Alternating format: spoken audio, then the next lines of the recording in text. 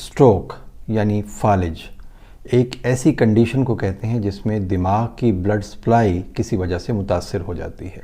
दिमाग को पूरा खून नहीं पहुंचता, जिसकी वजह से दिमाग के सेल्स मुर्दा होना शुरू हो जाते हैं और उसकी वजह से जिस्म का कोई हिस्सा जैसे दायां बाजू, दाईं टांग या बायां बाजू या बाईं टांग या खुदा न खास्ता पूरा जिस्म फालिज का शिकार हो सकता है।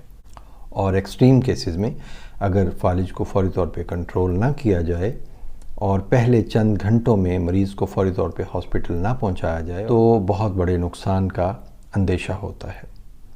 आज की वीडियो में मैं आपको बताऊंगा कि बड़ी उम्र के अफराद या ज़ियाबीतस के मरीज़ या हाई ब्लड प्रेशर के मरीज़ वो कौन सी एहतियात कर सकते हैं बाथरूम जाते वक्त जिससे वो फालिज के हमले से बच सकते हैं।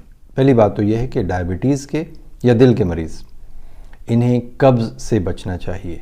अमूमन शुगर के मरीज़ों में कब्ज़ ज़्यादा होती है। उसकी वजह ये होती है कि उनकी आंतों के गिर्द जो आसाब लिपटे होते हैं वो वीक हो जाते हैं शुगर की ज़्यादती की वजह से, अगर शुगर कंट्रोल नहीं हो रही।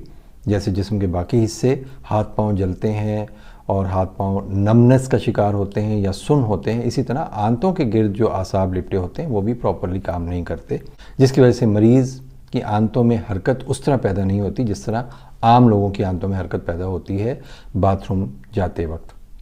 और कब्ज़ की वजह से मरीज़ ज़ोर लगाता है बाथरूम में और ज़ोर लगाने की वजह से जो दिल की ब्लड सप्लाई है और ब्रेन की यानी दिमाग की जो ब्लड सप्लाई है वो मुतासर हो सकती है और इसकी वजह से दिल का दौरा या खुदा न खास्ता स्ट्रोक या फालिज का हमला हो सकता है।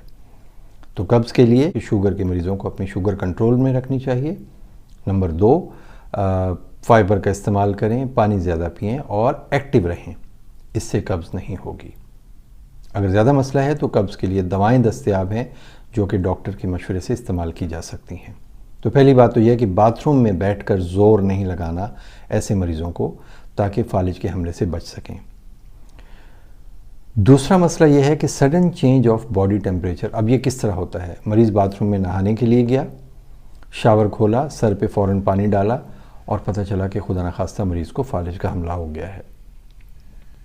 Sudden change of body temperature से किस तरह बचा जा सकता है कि पहले पानी पाँव पे डाला जाए, टांगों पे डाला जाए, फिर पेट और सीने के ऊपर पानी डालने के बाद आहिस्ता आहिस्ता चेहरा गीला करें और फिर शावर के नीचे पूरी तरह आ जाएं।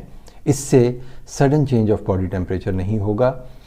पानी के ठंडे या गर्म होने की वजह से ब्लड प्रेशर में बहुत ज़्यादा उतार चढ़ाव पैदा हो सकता है।